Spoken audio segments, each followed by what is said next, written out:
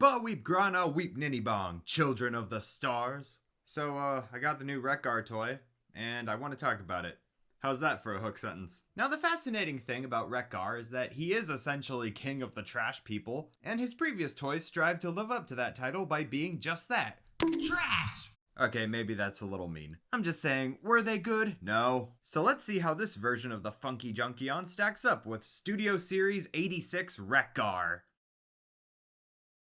Garbage Day! So Wreck-Gar made his debut in the 1986 Transformers movie, where at first he led the Junkions to attack the Autobot heroes, only to then have a dance party with them, breaking it down to Weird Al. What poetic cinema. I want to know what Scorsese thinks of that! But another thing about Wreck-Gar is that he learned how to talk through TV. This movie takes place in 2005. Does that mean Wreck-Gar goes around quoting Drake and Josh? Oh god, is Wreck-Gar me? Anyway, in his G1 commercial, he was marketed as being the adversary of Springer, which I always thought was a little strange, because, you know, sworn enemies, Wreck-Gar and Springer, am I right? But it's actually great to finally have a Wreck-Gar that feels like it's the proper height compared to his Autobot comrades, including his apparent nemesis. I understand that in most of my reviews I tend to sway fairly positively, and hey, I promise I'll start being more negative once Hasbro makes worse toys. But this is not that day, my friends. Look at this sleek, sexy import with turbo handling! End of the line, my Valentine. He looks so boxy and squared off and angular, maybe even a bit cobbled together. But that goes to show how wonderful of an adaptation this toy is. I'm serious, I don't think they could have gotten any closer to the design if they tried. The colors look breathtaking as well, the orange, brown, beige, and red. They surprisingly harmonize together spectacularly and create something so unique and distinct. And that head sculpt, homina. It's spot on. I adore the motorbike antenna, and you know how much I love Autobots with red eyes. His weird, questionable robot facial hair is also up to task here. I guess you could say he's got a handlebar mustache. Dare I say, he even looks quite cute. All starry-eyed like he's looking up at the night sky, yearning for someone he can dare to be stupid with. Unlike the G1 toy, his head doesn't actually turn into the front of his motorcycle mode on this toy. But that's fine, cause I don't want the toy looking like this. That would be like the opposite problem of the Power of the Primes toy. The articulation is as scrumptious as anyone could have asked for. It can do just about anything you could want, and I'm including make your dreams come true. His legs make him real sturdy when being put in a stance, and his arms are mighty suited to brilliantly boasting around his bonkers battle axe, which can also double as an oversized pizza cutter.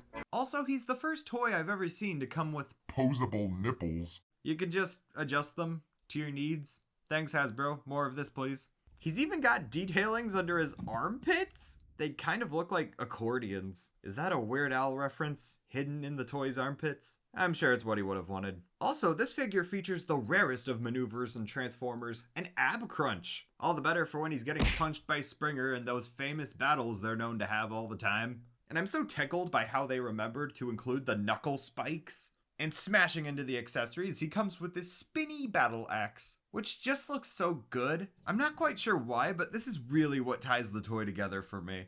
He's also got these two tires from his alt mode, both of which attach to their respective spikes with security and ease. The concept of a character living on a planet of junk using a tire as a shield sounds perfectly reasonable to me. It kind of gives off the slightest bit of Mad Max energy. But yeah, it must be said just how incredible this robot mode is. I'd go as far as to call it basically flawless. It poses fantastic, looks wonderful, the colors are right. It's everything I could have wanted this to be.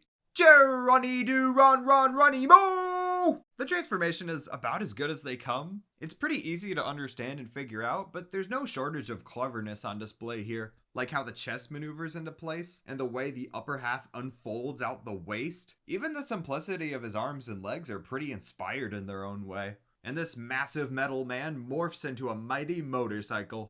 Now, this alt mode is actually a rare sight in Transformers, a motorcycle mode that isn't woefully out of scale. Now, alt mode scale has never really bothered me in the past, but I get why most motorcycle Transformers come across as ridiculous when next to their automobile Autobot counterparts. However, this motorcycle isn't meant to seat humans. Oh no, it's meant to seat other Transformers. Which means yes, you can buy two of this toy and sort of recreate the various Junkions riding each other. Sex joke. But there's no way I'm buying two of the same toy. What kind of idiot would do that? Yes, I did pre-order the sweeps. I'm not proud, but no regrets. But you can make the characters ride around on Wreck-Gar, have him show his friends a good time, as he has shown me. I like how the head actually ends up where the real motorcycle front is. And even better, he's got little detailings on the back here. I know that it's easy to point out how his arms and legs are kind of blatant in this mode, but it's true to the source material. It is what it's supposed to look like, and there ain't nothing wrong with that.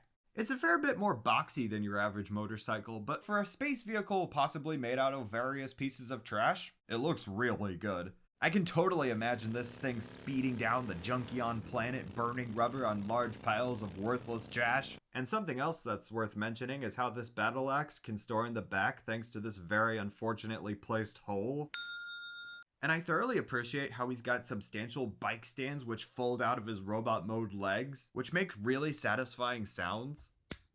So yeah, this is a wonderful alt mode. I'm just so happy to finally have a Wreck-Gar toy that turns into this thing. The motorcycle modes on previous Wreck-Gar toys were okay, but I feel Wreck-Gar works best as a weird cobbled together far out space vehicle more than anything.